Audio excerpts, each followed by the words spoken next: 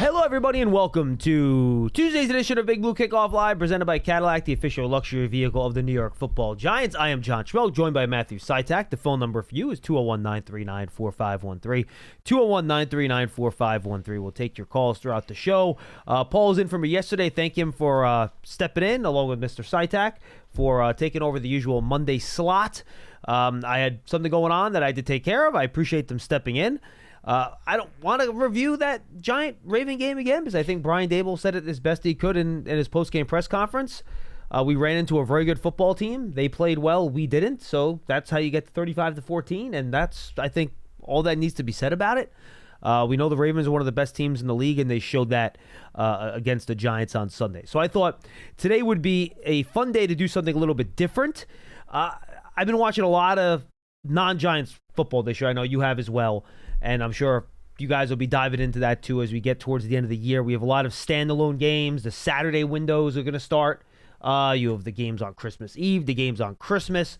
So there's going to be a lot of games that we can all watch as we watch what some of these playoff teams' bounds look like, what they're up to, and how they've gotten there. So I figure we'll take a quick look at some of these teams, maybe some things they have in common, some things they don't have in common, and figure out exactly what makes them tick and how they've either gotten where they are, whether it's a consistent thing year in, year out, a one-year wonder type of thing, and we can have that conversation. Sounds good. You ready to go? I'm ready. All right, so let's start. I always think of this as I think of my old Tecmo Super Bowl SNES video game where it starts with the AFC East on the top and then it goes around, so that's what I'm going to do.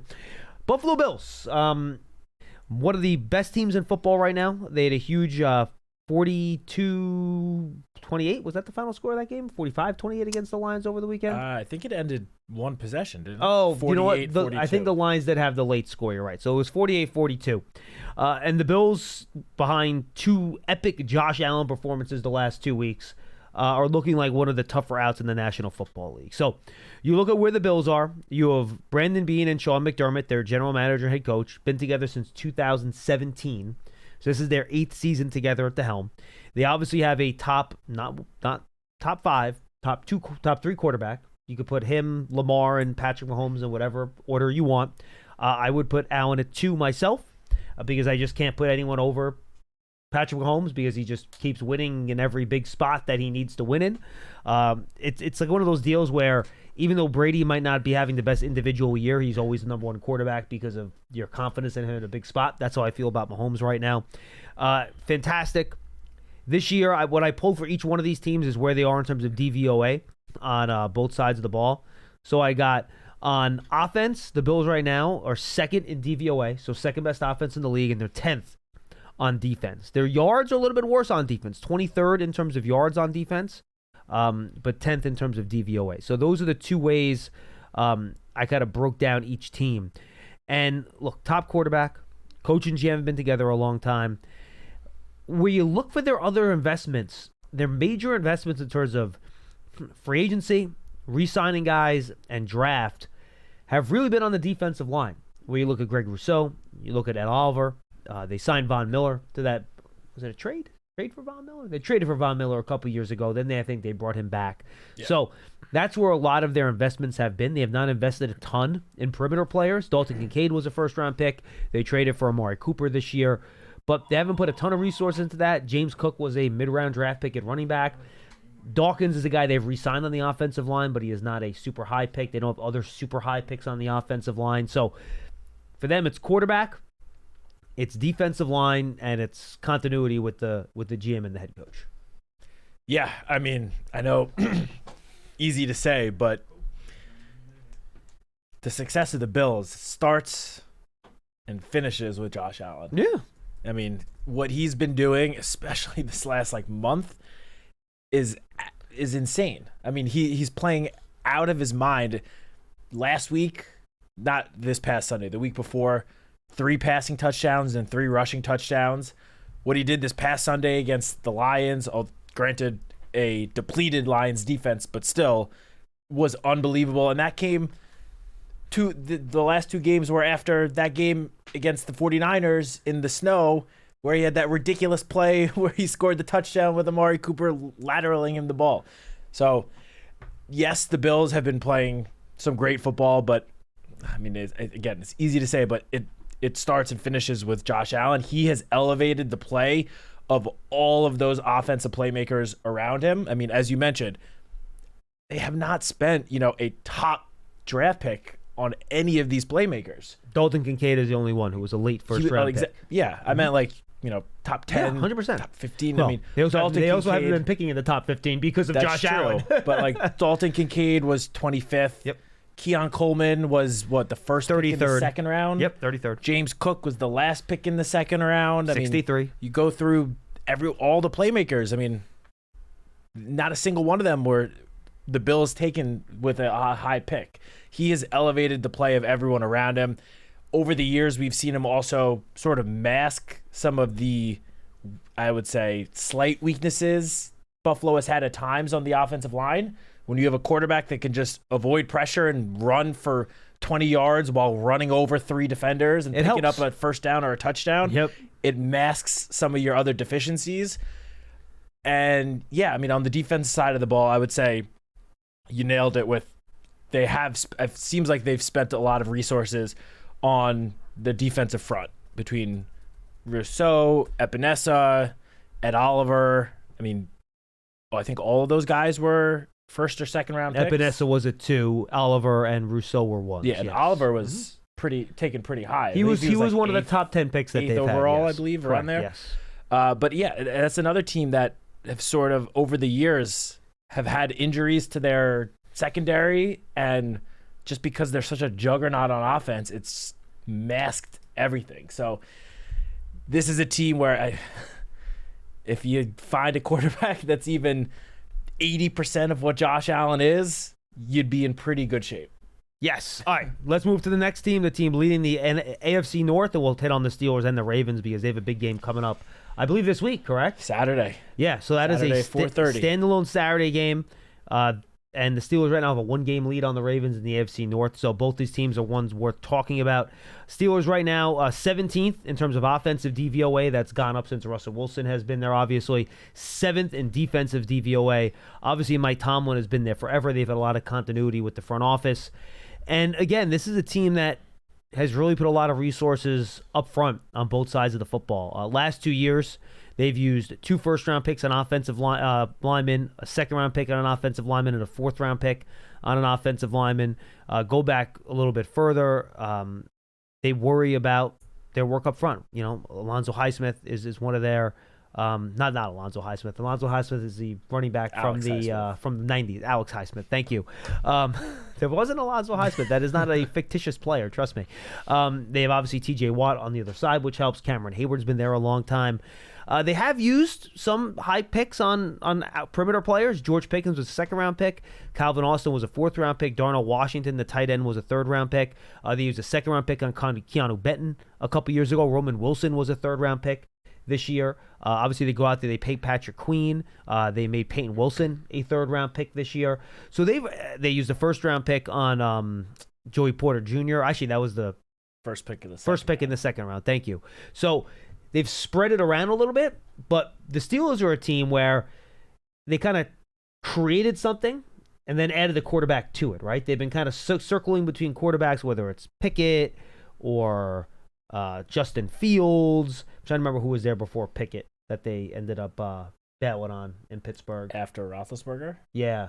There was one guy in between. It was a veteran. I don't remember who it was. I think there was a Mason guy in Rudolph? Yeah, maybe Mason Rudolph was the other guy. So they've kind of bounced between quarterbacks. They only found a veteran guy in Russell Wilson to hold down the fort. But this is still a team that's based around their defense like these Steeler teams always are. They're going to win with defense, and that's what they're trying to do. And they've put a lot of resources into being a physical, run-first type of football team with kind of the quarterback as the additive feature, which is kind of the polar opposite of what the Bills have done. That's exactly what I was about to say. I mean, the Bills, the offense clearly is the unit that is carrying them, and for the Steelers, similar to what it's been like for, how many years now? 10, 15, 20 years? The Steelers are built on their defense, and they just have so much talent on every level of their defense. I mean, T.J. Watt and Cam Hayward up front, not to mention, you bringing up some of their draft picks, like guys like Keanu Benton, who was a late second round pick. And by the way, I didn't even mention the trade for Minkah Fitzpatrick, which was draft capital. I forgot about that one. Yep. Alex Highsmith up front. Mm-hmm. Then they added Patrick Queen was it this past offseason or last offseason? No, it was this offseason. You got it right. And he has been, the steadying anchor in the middle of that defense. And then, Minka Fitzpatrick, Joey Porter, even guys like Dante Jackson is having a solid year in that defense. And they traded for him. That's who they traded. They got in the Deontay Johnson trade. So yes, to the Panthers. So this is an example of a team that had the whole roster sort of built out. And then, as you mentioned, then they added the quarterback. And in fact, they added 2 quarterbacks because they weren't really sure which one was going to pull away from the other. And we saw Justin Fields start the season, and he had some success. Again, it was the defense that was really carrying them, but he led the Steelers to a great early record. And then Tomlin caught some flack for benching Fields and going to Russell Wilson once Russell Wilson was fully healthy from that calf injury. And clearly the move is paid off because Russell Wilson has, he's not the Russell Wilson from, a decade ago, 5-6 years ago, but he's been playing pretty good football. He's taking care of the ball, getting it out to his playmakers. The connection between him and George Pickens has really blossomed throughout the season. Each week it seems to get better and better. And we saw this past Sunday with George Pickens out how much of a blow that was to the Steelers' offense because he really is their most explosive playmaker and by a wide margin. But yeah, this was the opposite of the Bills. The Bills found their quarterback, and once they realized they had their quarterback, built the rest of the team sort of around him. The Steelers built the rest of the team and have now just thrown in that veteran quarterback who, at least since Ben Roethlisberger has been there, Russell Wilson has been the best quarterback the Steelers have had in years now. Yeah. Would you consider the Steelers a top-tier Super Bowl contender? I would consider them a second tier for me. I'm with the you. Top tier, you have the Chiefs, the Bills. Don't listen. We're gonna go through them. So you would put the Steelers in a secondary tier, right? I would put them in the second tier, close to the top tier, but not quite at that. Hence the second. But the Bills you would have in the top tier, correct? Bills I'd have number 1. Next team, Ravens. First in offensive DVOA, 13 in defensive DVOA. Obviously, Harbaugh has been there a very long time, and much like the Bills, they've built everything around Lamar Jackson, but they have put a lot of resources into their weapons. Rashad Bateman was a first-round pick. Zay Flowers, first-round pick. Mark Andrews was a guy that they picked, I believe, on day 2 in the draft. Ronnie Stanley is a guy they invested in a lot at left tackle.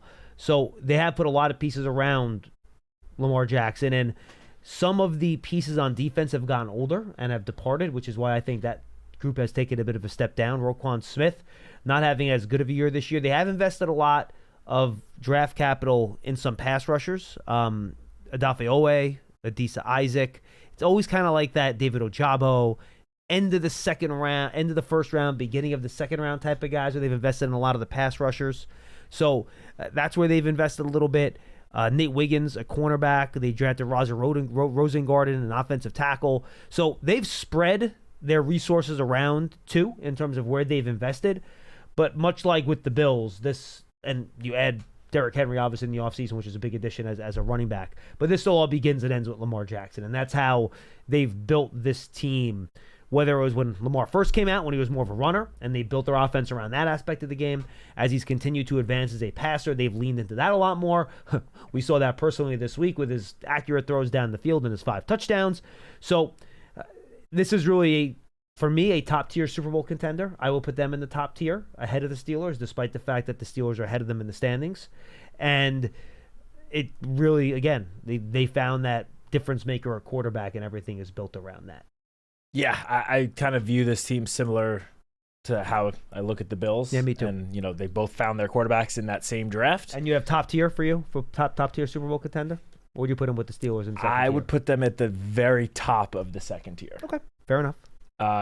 But yeah, this is another team that found their quarterback and then built the team around him and to play to his strengths. I mean, Zay Flowers, obviously first-round pick last year, one of those guys where all you have to do is get the ball in his hands and he is capable of busting out a 70-yard touchdown catch and run.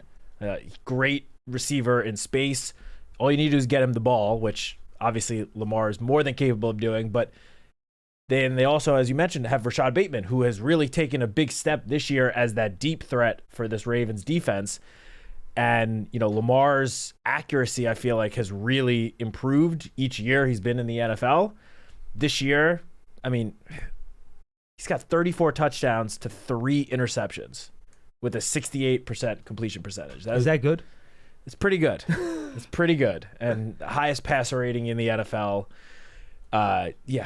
Again, this offense was built around Lamar, and similarly to Josh Allen and the Bills, Lamar's ability to just avoid and escape pressure and avoid sacks has helped mask, I think, some of the slight weaknesses on the offensive line for Baltimore. Same with the Bills, right? Yeah, both of them. When you have a quarterback that is capable of avoiding tacklers and just running the ball and is more than capable of busting out a 50-yard touchdown run at any moment, defenses need to respect that. And that not only helps your offensive line, but it helps your whoever is in the backfield, which, as you mentioned, this year, Derrick Henry, who has been one of the most, I think, consequential, impactful additions made by any team in this offseason. I would put him and Saquon right up there, probably 1 and 2 in whatever order you want to put them in. But Derrick Henry, who's been one of the best, if not the best running back in the NFL for years, he's having his best season of his career this year. And it's because he's playing with Lamar Jackson that opens up more running lanes and holes for him, and he's really taken advantage of it. Even this past week in the game against us, obviously Lamar Jackson was the one that put the team on his back, but Derrick Henry still averaged like 5 yards per carry. They just didn't need him to really do much. So I think they sort of gave him, I don't want to call it an off day, but lessened his workload knowing that they have 2 games coming up on short weeks. But he's been amazing. And the reason why I would say I put the Ravens just in the second tier instead of the first is because they still have some struggles on defense. Their run defense is elite. It is number 1 in the NFL. Or number 2 now. Number 1 in yards per attempt, 2 in total yards allowed. Pick your stat, whichever one you But like. Their secondary still seems to get gashed most weeks. It's been better. Last month it's been better. It's definitely been a little bit better. But is that because of the opponents, or is that because of them being that much better? They did it to the Eagles. But at that point, the Eagles' past offense was struggling a little bit. So yes, that was the game. A.J. Brown complaints, yes. Exactly. And the Eagles still won that game. They just did it on the ground. So they didn't really need Jalen Hurts to throw the ball that much. And then, they did do a good job of slowing down Justin Herbert and the Chargers. But that is another offense that's, had its ups and downs. And then the week before that was the Steelers, who obviously not the most explosive offense. But yeah, if this defense improved in the secondary, I think they would be the number 1 team in the NFL, truly, because I think their offense is right up there, top 3 offense in the league. It's just the pass defense that worries me a little bit, especially when you get to January and you have playoff matchups against potentially the Chiefs and or the Bills. Those are 2 quarterbacks that can gash this secondary. So that's the only reason why I would have them at tier 2. It would not shock me in the slightest bit, though, if 2 months from now we're talking about the Ravens being Super Bowl champions. And I think we have to see Lamar do it against really good defenses in the playoffs, too. We've seen him have some clunkers in the playoffs against good defenses. So I think those are the 2 things with them. I'm with you. All right, we'll go through the Texans a little bit quicker here. High pick as a quarterback. Their coach has only been there a couple years. They're 24th in offensive DVOA this year. A lot of that has to do with the offensive line, which has been a struggle for them. They've put a lot of resources into the receiver position.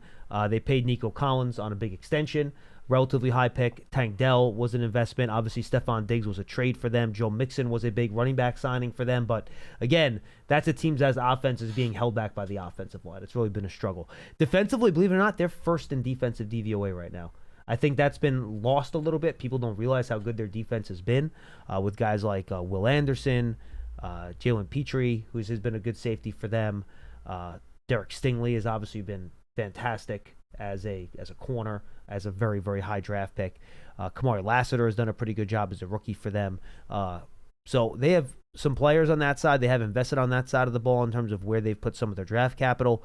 But again, this is the team where I think you don't need a great offensive line, but you can't have as we've seen here many times, you can't have a bottom quartile offensive line or bottom 5 offensive line, however you want to look at it.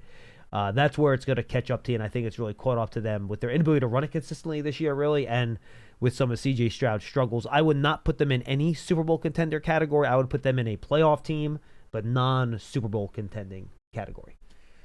Yeah. Where do I begin? All right. So last year, the Texans surprised everyone with this playoff run. They won a playoff game, right? Yeah. Yes. They won a playoff game. No one was expecting that, considering they were one of the worst teams in the league the year before. And C.J. Stroud played a very, very significant role in that. This year, it's kind of been the opposite. C.J. Stroud has not been that great. Like, it seems like he hit that sophomore slump that we sometimes see. He has not taken the step that I believe the Texans probably wanted to see him take this year. At the same time, though, they're first in their division because of their defense. Yep. And I feel like that has been a very underrated narrative this season, that the defense is sort of carrying that team. And you mentioned some of those guys, but the edge rusher duo of Danielle Hunter and Will Anderson both have double-digit sacks. Like, that has played a big role in this team's success, along with some of the guys in the secondary. Obviously, Derek Stingley looks like he could be on his way to an all-pro season. Kamari Lassiter has been I don't want to say a surprise rookie, but has played better than I feel like people were expecting him to play in his first season in the league. And I know he's struggled the last few games, but I think a big reason why the Texans are where they are is the return of Joe Mixon. When he came back from that injury that caused him to miss some time, when he first came back after suffering, I forgot what the injury was. I want to say an ankle injury. Yeah, I don't recall. But he came back and looked like the best version of Joe Mixon, I think, that we've ever seen in the NFL. And he had some good years with the Bengals. Now, he's slowed down in recent weeks. Hasn't really slowed the Texans down. They've won 3 of their last 4, despite, I would say not as great of performances in the run game. But, yeah, this team not in Tier 1 or Tier 2. So I guess Tier 3 would just be in the playoffs. Unfortunately for the Texans, I feel like this is a team this year that is headed for a first-round exit to whoever does not end up winning the AFC North, because they will likely get the top wildcard seed. It's not guaranteed. The Broncos, if the Ravens lose on Saturday, then there's a chance the Broncos could get the 5th seed and the Ravens would drop to 6. But I kind of assuming the Ravens will win this weekend, and between them and the Steelers, one of them will end up as the 5 seed. Whoever it is, I feel like that team will end up beating the Texans. I'm with you in the first round. All right, I'm going to kind of zoom past Denver and the Chargers, because those are the other 2 likely AFC playoff teams right now. We kind of know who the AFC playoff teams are going to be at this point. The Bengals have a shot, but they're 2 games back with 3 left to play. It's going to be tough for them, but they got a shot. We know about Joe Burrow, obviously, and all the investments they've made on the offensive line, on offense. Bengals have taken we're going to make the offense great and try to figure defense out. The defense has not been figured out, but the offense has been. So that's kind of the strategy they've taken. Denver, 4th in defensive DVOA, 21st on offense. A lot of good players on defense. They've put a lot of investment there. Rookie quarterback on offense. They're trying to grow that a little bit. Chargers, we know about Harbaugh as a coach. He just got there. The defense somehow is top 10, 9th. The offense is 15th in terms of DVOA. So those teams, again, I put all 3 of those teams. The Texans, again, if you want to include the Bengals, fine. Denver and the Chargers, I put them all into that playoff category, but not contender category. But again, I think you're looking at, with the Chargers especially, coach quarterback. Denver, obviously Sean Payton's a great coach. How important that is when you look at those 2 teams. And then the Bengals, you have the quarterback with Joe Burrow. So you're seeing some very consistent, carry through. Let's get to the Chiefs very quickly. So despite the fact that they only have 1 loss, they're the only team that does not have one side of the ball inside of the top 9 in DVOA. So they're 10th on offense and they're 11th on defense. So they're there, but they're not elite in either one of those spots and top quartile type of thing. But they're good. Obviously, Andy Reid and Patrick Mahomes, it's the same combination, coach quarterback, right, which is very important. Really good defensive coordinator in Steve Spagnuolo. They have an elite pass rusher in Chris Jones. They've tried to figure things out in the secondary. That's where they've kind of gone a little bit cheap, right? Where they ended up trading L'Jarius Sneed. Thank you, L'Jarius Sneed in the offseason. So he's not there. They've kind of tried to make do there. They've drafted some players back there. They've had to go a little bit cheap in terms of wide receiver, right? They let Tyreek Hill go, but they did use some high draft picks on guys like Xavier Worthy. Travis Kelce, obviously, they're paying at the tight end position, has been there for a long time.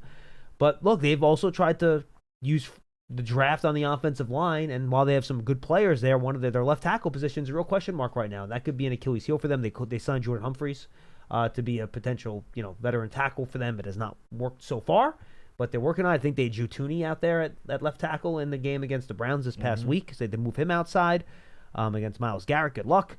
So they're a top Super Bowl contender, but their point differential and the fact that they're winning all these close games is reflected, I think, in the overall strength of what their roster looks like. Yeah, I mean, I feel like with this Chiefs team, it's a little different, obviously, because they're back-to-back Super Bowl champions, but it kind of reminds me, just in the terms of all the close games they've had, reminds me of the Vikings team from 2 years ago. Yeah, I agree with that. Where almost every single win was a one-possession game, came down to the wire. That's all great if you end up winning those games in the regular season, but chances are it's going to catch up to you eventually if you keep on finding yourself in these one possession close games. And you obviously, if you're the Chiefs, you just don't want that happening come playoff time, which they're still in good position to get the number 1 seed. Obviously, Patrick Mahomes is a little banged up now. He might miss Saturday's game. They have a short week. He might miss this week's game. It doesn't sound like the injury is too serious. Minor high ankle or less severe high ankle sprain, however you want to term that. Yeah, so I would say I probably don't expect him to play this weekend. It wouldn't shock me if he is then active, though, for their Christmas Day game, which a week from tomorrow is kind of crazy. But, this Chiefs team, Patrick Mahomes is Patrick Mahomes. He's capable of, creating magic every single time he touches the ball. But their defense is really, I feel like, carried the load this year, and some of that has been just the injuries that the Chiefs have suffered on offense this year. I mean, just talking about playmakers, Hollywood Brown hasn't suited up all season, and he just returned to practice. It looks like he could play this week or next week, but they've gotten to whatever their record is, 12-1, 13-1, without having him all season. They lost Rashee Rice in week 4, and the first 3 weeks of the season, Rashee Rice was playing like a top 5 wide receiver in the NFL. As dual Rashee Rice fantasy owners here, we can attest to that. That one was rough. So he's been gone since the beginning of week 4. They lost Isaiah Pacheco for over half the year. Now he's back, but he does not look like his, normal self. Apparently he had like a metal rod inserted into his leg, and it takes some time, I feel like, to kind of get used to having that in your leg. I mean, Tony Pollard, I believe, suffered a similar injury.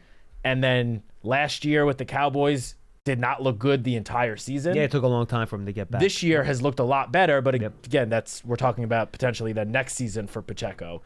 So they've dealt with so many injuries, and as you mentioned, also a lot of injuries on the offensive line. This has been a popular joke on Twitter that the Chiefs just, underneath Arrowhead Stadium are doing some voodoo magic to somehow squeak out all of these close victories, and it seems to happen in a crazy way each and every week. At the same time, when you have Patrick Mahomes, who's on his way to being the greatest quarterback ever, and Andy Reid, who's already in the conversation for one of the best coaches of all time, you have that combination with Spags and the defense that they have, and this team is going to be, assuming everyone stays healthy, very dangerous, and obviously one of the Super Bowl favorites no matter what. They're in the top tier as well. All right, let's go to the NFC. I want to pick up the pace here a little bit. Let's start in the NFC East with the Philadelphia Eagles. 9th in offensive DVOA, 3rd in defensive DVOA. And look, we know where they've spent their money, right? 2 top first-round pick wide receivers. They have, obviously, they acquired A.J. Brown in a trade, originally a first-round pick. Saquon Barkley, a big top-of-the-market free agent running back. All the draft picks and money they put in the offensive line. Paying Jalen Hurts, also a second-round pick, right? Jalen Hurts, yes, correct? Second-round pick. And then on defense, a lot of the resources go up front. Though last year, they used the first-round and second-round pick on corners.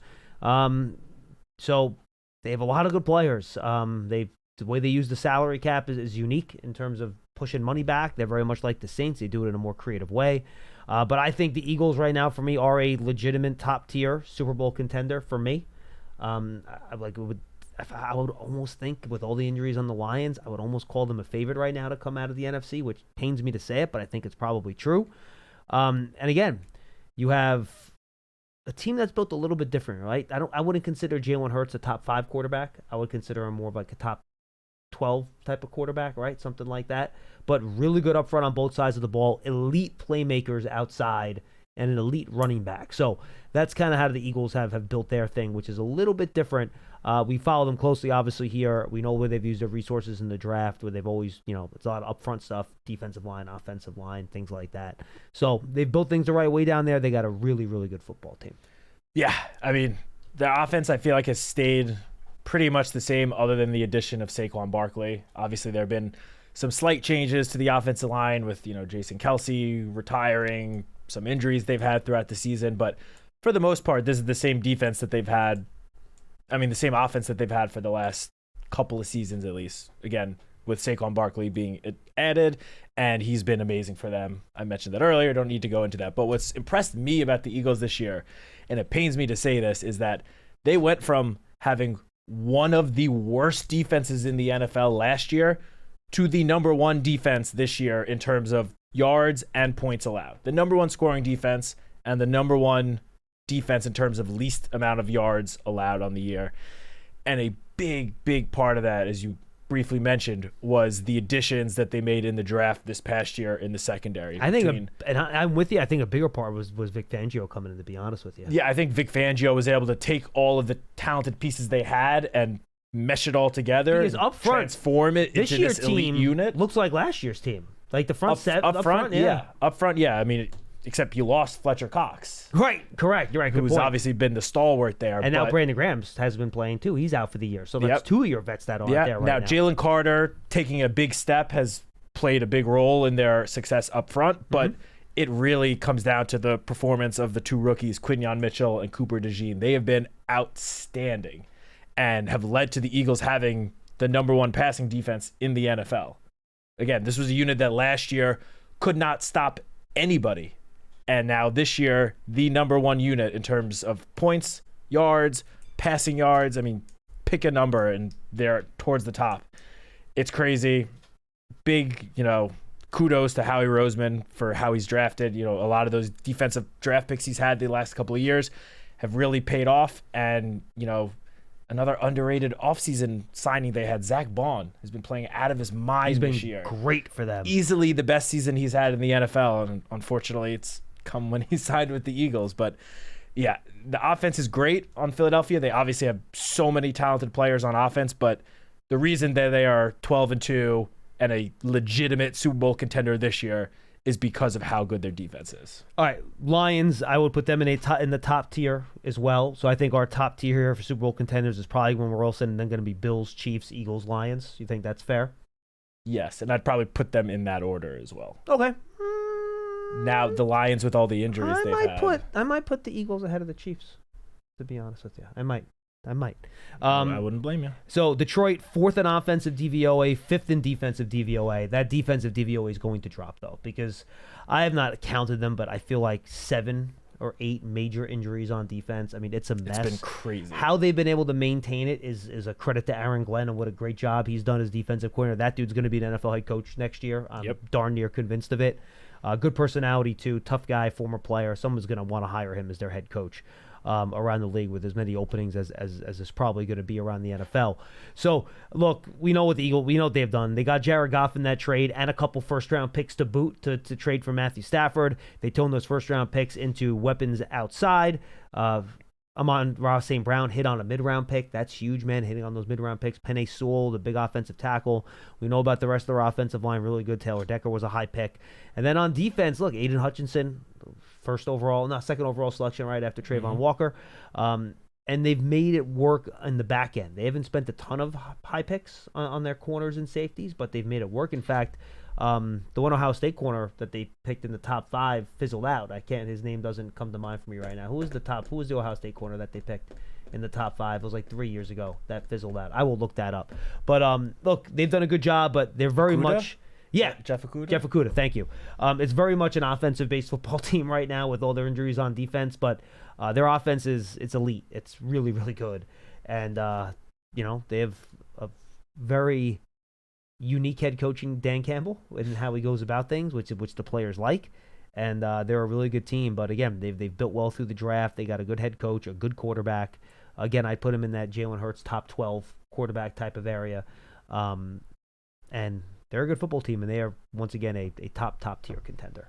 Yeah, so when it comes to the offense, what I think they did is they solidified, and solidified doesn't even do it justice. They built an elite offensive line. Yes. Elite. And that is what has led to Jared Goff looking like a version of Jared Goff that we just never really saw with the Rams. I mean, he had the one good year where the Rams made the Super Bowl with Sean McVay, of course, but he's been doing it just consistently now, way more. It looks elite, and it's gotten the most out of the playmakers as well. I mean, Amon-Ra St. Brown hitting on that 5th-round pick obviously was a game changer for them, giving you, if you get at the very least, a top 5 wide receiver and on a 5th-round pick, that's obviously going to help transform your offense. And you go through all these teams, by the way, almost all of them have 1 or 2 mid-round picks that have really turned into awesome players. And that's a big part of trying to figure out a way to build a team. Yeah. It really is. Yeah, for sure. But yeah, I mean, this offensive line turned David Montgomery into, again, another version of David Montgomery that we just never saw with the Chicago Bears. And unfortunately, he just hurt himself on Sunday and is now out for the remainder of the season. And that, I feel like that's been the first big blow that the offense of the Lions has really taken this season. The defense has been decimated. Have they said he's out for the year, Montgomery? Yeah, Coach Dan Campbell announced that yesterday. Jeez. But yeah, the defense of the Lions, it's insane how decimated a unit has been. I've never, off the top of my head, can't think of a top team that has suffered this many injuries on one side of the ball. I mean, you mentioned Aiden Hutchinson. He's been out since, the first month of the season, since like week 6 or something. Yeah, whenever they played Dallas, right? He hurt himself in the Dallas game, I think. And he actually did mention, I think it was yesterday, that if the Lions can make it to the Super Bowl, he will be playing in that Super Bowl game. But obviously, they need to get there first. Are you a big fan of the Taylor Lautner podcast that he made that announcement on? Are you a daily listener to that? No, I just saw the clip. No, okay. I just saw the clip. But even yesterday, in addition to David Montgomery, Dan Campbell announced that Ali McNeil out for the season. Carlton Davis is out indefinitely, out for like 6 weeks. Man. And they have already dealt with so many other injuries, and especially on their defensive line. I mean, the first month or 2 months of the season, the Lions defense looked great. They were playing like a top 10 unit, and they've just been so decimated by injuries. I agree. It is very impressive that Aaron Glenn is, besides this past Sunday, which again, we knew was going to be a shootout against the Bills. They gave up a lot of points and a lot of yards, but take that one game out, and even with the injuries, this unit has been fantastic. Aaron Glenn will definitely be a head coach. I wouldn't be surprised if he's head coaching the team that the Giants share MetLife Stadium with next year. Look, you could fake the Jets. You could fake it and hide it on defensive personnel. When you go up against a Josh Allen, it's hard to fake it and hide it with your guys up there. Yep. All right. The other two teams in the NFC, I would put them in the NFC North. I'd put them into the second tier Super Bowl contenders with the Steelers, the Vikings, and the Packers. I'll tell you what, the Vikings are really trying hard to convince me that I should take them more seriously and put them in the first tier, to be honest with you. But I put them both in the second tier. Vikings are 13th offensive DVOA, second defensive DVOA. Packers are 3rd and 8th. So both those teams in terms of their rankings are right there with some of these really good teams. And look, they're dangerous. Both of them can throw it. Both of them can run it. I should mention Detroit, by the way. They've used premium picks on non-premium positions, which a lot of the other teams haven't done. Running back in Gibbs, linebacker in Campbell, safety in Brian Branch. They've all worked out.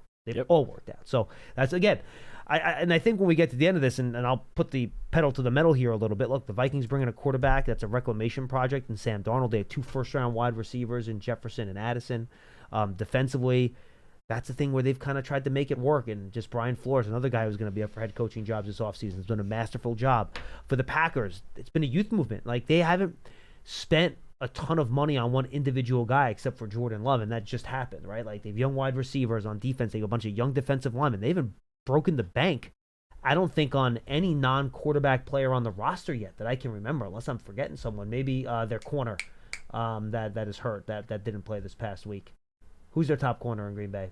Jari Alexander. Yeah, they've paid him. Yeah. He's the one guy that they've paid. And Kenny Clark, I think, has probably gotten a decent amount of money from them as well. But other than that, They've really relied on young drafted guys, and they paid Xavier McKinney in the offseason, obviously at the safety position, top of the market.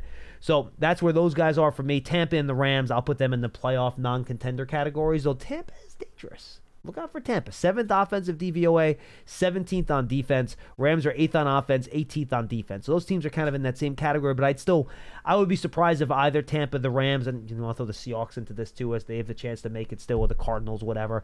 I don't think those teams are going to make the Super Bowl. Tampa's probably on the top of that playoff non-contender tier for me. They're the closest for me. But, they have defined weaknesses that I think are going to be hard to overcome. Yeah, so I'm going to just go through these last four pretty quickly. Roll through them. Vikings, I think the biggest strength, and it's not even close for this Vikings team, is their coaching. Between Kevin O'Connell on offense, what he's done to that entire unit. Obviously, it helps when you have someone like Justin Jefferson and a second receiver like Jordan Addison. But Aaron Jones is having one of his best seasons this year. He's looked amazing. Sam Darnold looks like a different quarterback back there.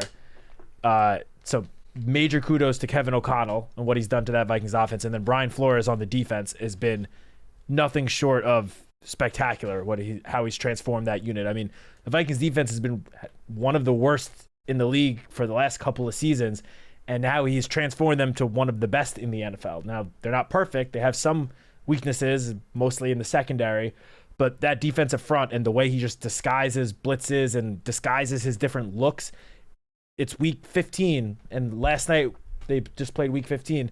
Teams still can't figure it out, and I don't think that's going to change come playoff time. I do think the Vikings are a dangerous squad. I don't think any team that wins the division, and this is assuming Detroit ends up winning the division and Minnesota's a wild card team, I don't think any of those division winners want to face Minnesota in the first round, because that is probably going to be the toughest matchup in the first round, unless in the AFC, unless the Ravens end up. Yeah, and by the way, the Packers aren't much easier than them either, by the way. No, the Packers, again, also great. And we saw them Sunday night just completely shut down the Seahawks, who have been playing well all season. Geno Smith has been playing pretty good football. I feel bad for those NFC South and NFC West division winners. It's not going to go well for them against those two NFC North teams in the first round of the playoffs. No, it's really the NFC North. And we talked about this before the season started, that we thought best could division, be right? three teams in the NFC North to make the playoffs, and it's certainly heading that way. Packers and Vikings are both legitimate threats to the NFC. If I'm the Eagles or Lions, I do not want to face either one of those teams, regardless of the round. And then, the Rams, Seahawks, I would put those teams in sort of like frisky categories. Like, I wouldn't be surprised if they could pull off an upset in the playoffs. I mean, we saw the Rams almost beat the Lions in the playoffs last year. Well, Stafford and Baker have shown the ability to be just really so good in a game that they can figure out a way to win one. Yeah, and with Tampa, their defense has played a lot better recently, and I think that's kind of flown under the radar because of the great season Baker's having and how Mike Evans has been, coming on these last couple of weeks, the run game with Bucky Irving or Rashad White. But the Tampa Bay defense was a huge weakness for them the first half of the season. They have looked a lot better lately. The Tampa Bay is going to win the NFC South at this point. Going into the season, I thought there was no way the Falcons would lose that, but it's sure heading that way. NFC West, I'm interested to see how that ends up playing out. It's so close right now. All four teams are still in the running. It's gonna be interesting to see how that plays out these last final 3 games. All right. So in summary, this is how I'm kind of looking at this. All right. These teams have all built in very different ways. Okay. Head coaches, we have offensive head coaches, the Andy Reids, guys like that. You have defensive head coaches, the Mike Tomlins. Jim Harbaugh is John Harbaugh rather. No, Jim Harbaugh is the special teams coach, right? So you don't have to have a specialty in offense or defense. Like, you can build. Sean McDermott's a defensive head coach, right? So in that top tier, you have offensive coaches, you have defensive coaches, and you have a special teams coach, all in that top, or the Ravens top of that second tier. So but you have to have a good coach, and hopefully one that's there for a while, that has established themselves. It's hard to be a first-time coach and be young in your coaching career and be part of a good team. Sean Payton, Andy Reid, who else am I? Harbaugh. Go through the guys in that top tier. Campbell's been at it a while now.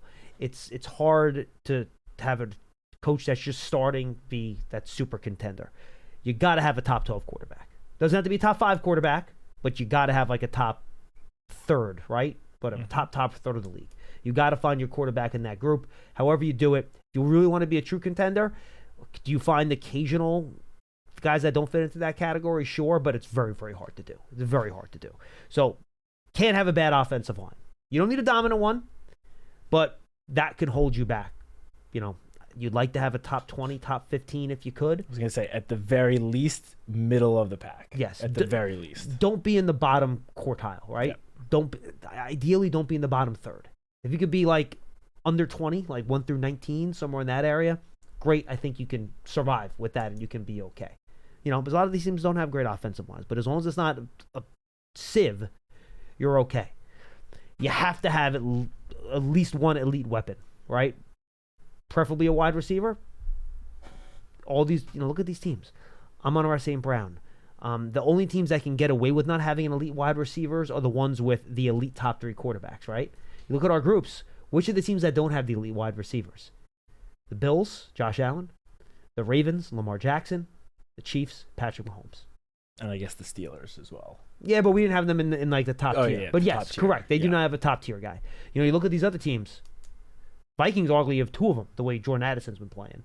All right? Eagles have 2 of them. The Rams have Puka Nacua and Cooper Kupp. Awesome.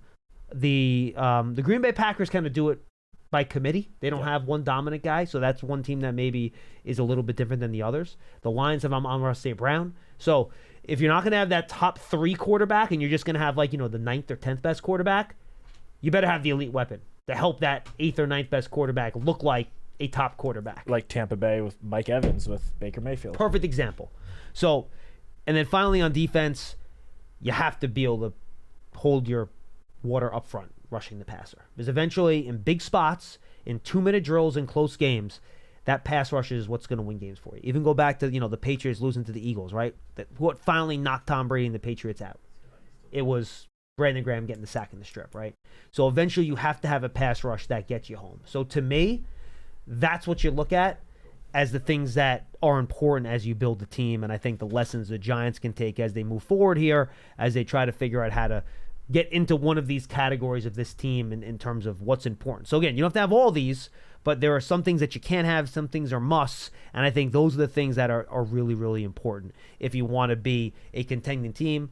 Coaching, top 12 quarterback, can't be bad on the O-line, have to have one elite weapon, and you have to be able to rush the passer. The only thing I will add, and I'll say I look at this similarly to the can't be a bad offensive line. Yeah, sure. One is you can't be awful in run defense. That's fair. You have to be, again, at least middle of the pack. You can't be like a bottom 5 run defense because you could have the best offense in the league, but if your defense cannot stop the run, opponents are going to keep your offense off of the field by just running on you all game, and then your offense isn't going to be able to go out there as often as you want to score those points. So I think there has to be a toughness quota to your team, and that's something that you can't that starts up top. Quantify. I feel like that starts with your coach. I think that's part of it, right? I think there has to be a toughness quota. You're going to run into a bad weather game in January, right? Where you just have to be able to win the battle of physicality, right? So I think I'll throw that in there too. That's something that's tough to quantify. But you think of the Steelers, you think of the Ravens, even the Chiefs, right? The Eagles. These are teams where you go play them, you're going to feel it the next day. The Ravens, they're going to beat you up, right? So I think those are all important things. I know that went longer than we kind of wanted to, folks, but I thought it's kind of educational as we take a bigger picture look at the Giants here in terms of how they're going to get better. Look, the Giants have checked some of the boxes on these right a little bit, right? Pass rush-wise, I think they're in good shape. Brian Burns, Dexter Lawrence, I think they're in good shape in that spot. You hope Malik Neighbors can be that elite weapon outside. Tyrone Tracy can be a secondary guy as a running back. You know, the offensive line has taken steps. I don't think they're there yet in the category we're talking about. I would say before Andrew Thomas went down, they were in that category. They were right on the verge. They were in that, middle of the pack, which again is all you really need if you have some of these other things. So that's the type of stuff you have to figure out here moving forward. But I thought it would be a good exercise to do, and we could do more as we get into the playoffs, as you know what teams are in there, and we start watching them week to week, things we can kind of check boxes on. But I think those are some of the really important things to keep an eye on as you move forward here. All right, I know that took longer than we thought. We'll try to squeeze in a few calls here in the last 10 minutes. Let's go to Scott, New Mexico. Real quick, sorry. Just as we were doing that exercise, NFL announced Giants-Colts. Oh, is it official finally? Good. Official Sunday, 1 o'clock. That's in 2 not weeks. Flexed. In 2 weeks. Yeah, not this week. the Giants are in Atlanta 1 o'clock Sunday. Next week, there was a chance it could have been flexed to Saturday. It is on Sunday, 1 o'clock, home MetLife Stadium finale. Thank you for that. Scott, New Mexico. Scott, what's going on, pal? Hi, guys. That was a great analysis. Thank you for holding, Scott. I apologize for making you stand that long. No, for so long. I was fascinated by all the comments that you were making. One of the things about Buffalo, though, Josh Allen's been in 10 playoff games, and he's only gone to the championship game once. So I'm always a little hesitant. Can he do it in the playoffs? Remember, Scott, it is a team game, and he went down, and he drove the Bills down against the Chiefs for a game-winning touchdown with, 12 seconds left? How many seconds was left in that game? Right. Something like that, whatever it was. And then the Chiefs make those 2 ridiculous plays. So right. I have trouble putting something like that on Josh Allen. You know what I mean? Well, I'm not putting it on Josh Allen. I'm just saying this is what I'm looking at, and so I'm always a little hesitant. I always like to look at who the best running backs are, which this year is Derrick Henry and Saquon. And those are the 2 teams, I think. Baltimore, although I can't bet against Kansas City. There's just no way. As long as Mahomes is there. Now, again, Scott, we talked about this. My theory still is build the team, become good, then you add the running back, right? So you get to the level, and then the running back is like the final spice you put in the sauce to just kind of make it perfect. True. You know what I mean? Right. Paul's not here, so someone has to make the Italian food analogies. Sorry. Okay. I'm not going to talk about the Baltimore game at all, although I like the Ravens as a potential getting to the playoffs and going a little further. For 2 reasons, as I mentioned earlier, I like teams that have a great running back, and obviously they do. But I want to talk about a little bit about the Giants and the pet peeve I have. Sure. There's a lot of talk about, having the team and having a 1-score differential, and people are sort of saying that's a good thing, and I sort of look at it the opposite way. I look at it as an indictment of the team, sort of like a long-distance runner, a marathon runner that runs all the way to the finish line, falls on his keister, and somebody else wins the race. So I don't look at it as a positive. I think it's a negative, the way I'm interpreting it. Other people are going to look at it a different way. But in regards to the Giants themselves, I have 2 questions, and I know you're short on time, so I'll try to speed this up. The question I have is, what can the Giants expect from the last 3 games that they have? And then secondarily... Expect in what way? Well, I don't think a lot of the players we're looking at for the last 3 games are going to be there next year, because each year rosters change. So what are the Giants expecting from the guys like Thibodeau, the guys like Brian Burns? Is there a player here and there they think will make the team? What are they specifically looking at? Like Wando Robinson, for example, I think has about 70 catches. I may be wrong. But he's only averaging about 7 yards per reception. And that has to improve, I think. So how do they look at that? How do they look at Jalen Hyatt? Will Darius Slayton be there next year? Those are the things I was looking at, because obviously you want to have good receivers. We know Malik Neighbors is. And the second question I have is, I know there's going to be an evaluation process, but who does the evaluation on Brian Dable? It can't be Joe Shane. So does he do a self-evaluation, or does somebody outside say, okay, we've looked at his record, whether they keep him or not keep him, somebody has to do an evaluation on him.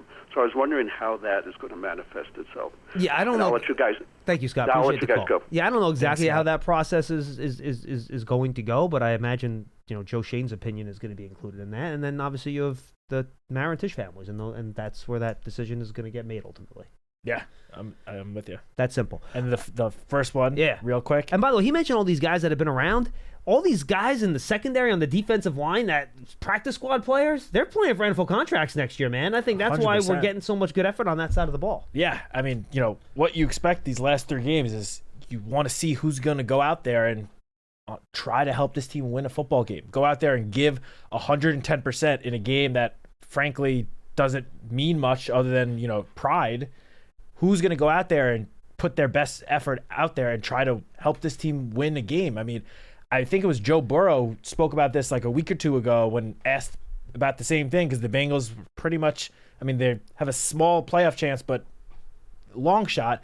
And he said, like, we want to see who's going to go out there and give it their all and show their A-plus effort despite these games maybe not having as much meaning as they did a month or two ago. And obviously that goes for the Giants too. I mean, we've seen the last 2 weeks a lot of players, some unheralded players, step up in big ways. That's what you want to see and expect in these last 3 games because obviously Giants are eliminated from the playoffs. There's nothing to play for other than pride and potential jobs next year, making the roster next year. And as John just mentioned, there are so many young players, guys that weren't even on the 53-man roster to start the year, that are not only on the roster now, but playing significant time. These guys are playing for their NFL futures. And you want to see guys like that go out there and have strong performances and show that, hey, we should be a part of this next year. We want to stick around and be a part of building this to where the program wants to eventually get to. Yeah, 100%. I'm with you on that. And look, a lot of these guys are playing for futures contracts. They're trying to figure out if another team is going to sign them. And, the Giants could bring them back too. We don't know what this is going to look like in the offseason. But look, these guys, whenever you're out there putting football on tape, especially if you're a guy that other teams aren't that familiar with, you might just be deep on their, pro personnel depth chart when other guys have these pro personnel lists, are looking for future contracts. So these guys are all playing to show what they can do. And even a guy like, if Jalen Hyatt gets some more snaps, what can he show to earn a bigger role next year? Evan Neal, he's a guy that is trying to show that he could start a right tackle. He had another game last week against the Ravens where in pass protection, only one pressure allowed, right? He actually, except for that Dallas game, which was a real clunker for him, he's been okay since he's been in the lineup. Does that mean you chalk him in as your starter next year? No, I'm not saying that. But he's showing progress. He's showing improvement. Maybe he's showing enough where maybe we consider him a guard next year. Who knows what that conversation looks like. But a guy like him, he's trying to earn his way into a role next year, whatever that might be. Yeah, I mean, another player, Dane Belton. Jason Pinnock is about to be a free agent, which means other than Tyler Newman, there's another starting safety position up for grabs. We don't know if Pinnock will be back or not. Dane Belton, had in his first opportunity this past Sunday, led the team in tackles, was all over the field. It wasn't a perfect performance, but pretty good game from Dane Belton.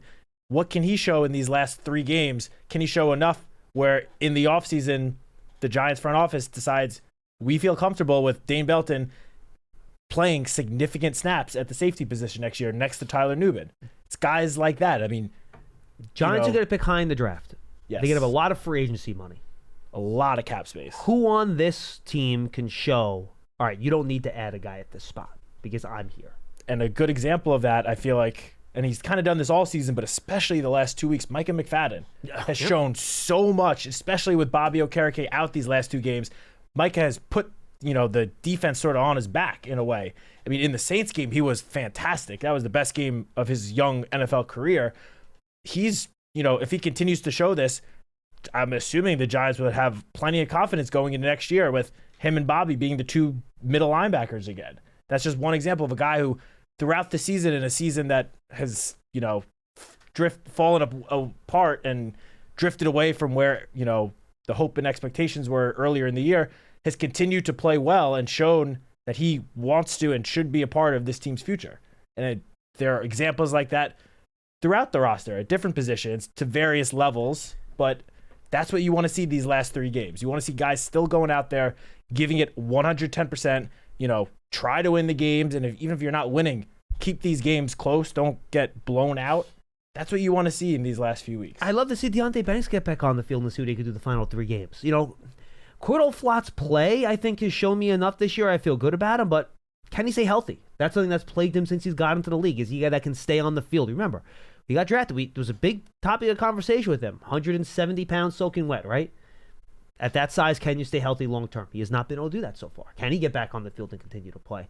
All those types of things are things we can keep an eye on here as we move forward. Citak, this was fun, my man. Appreciate it, dude. Yep. Tomorrow, O'Hara and Burke with you right here on Big Blue Kickoff Live. Then our normal schedule rest of the week. It'll be Citak and I on Thursday, and then it'll be Datino and Citak on Friday. And then for the holiday schedule, guys, we're not doing a show on Christmas Eve Pearson begged me. He said, John, I really want to come in on Christmas Eve and do a show. That's where I want to spend my Christmas. Exactly how that conversation went. You and Matt and me, snuggling up next to a fire and just doing a Christmas Eve BBK, some eggnog. That's what he wanted, folks. So just so you know, he was on your side, but I decided not to do it. So no show on Christmas Eve or Christmas Day, and then nothing on New Year's Day the following week. But we should have shows on the other days over the course of those 2 weeks. So there is a new huddle up too. Oh, and there is a new huddle. Thank you, Pearson. OC and Keith Hamilton. Back way early in the year, Paul and I did an interview with 2 separate interviews with Keith Hamilton, the Hammer, who we really haven't had on our platforms much at all. He was a really good Giant in the late 90s, early 2000s. And then Osi Umenyiora, we talked to him at the Fan Fest earlier in the year. We've been holding this. We're finally releasing it. So go check that out. It's on your Giants Huddle podcast, favorite podcast platform, giants.com/podcast, Giants app. Go check that out. And the video for that huddle will be up very shortly on giants.com. I see it on. He's not lying. I see it up on his computer right now. Just waiting for the graphic. So go check that out, folks. Thanks for being with us on Big Blue Kickoff Live, presented by Cadillac, the official luxury vehicle of the Giants. We'll see you tomorrow at 12:30.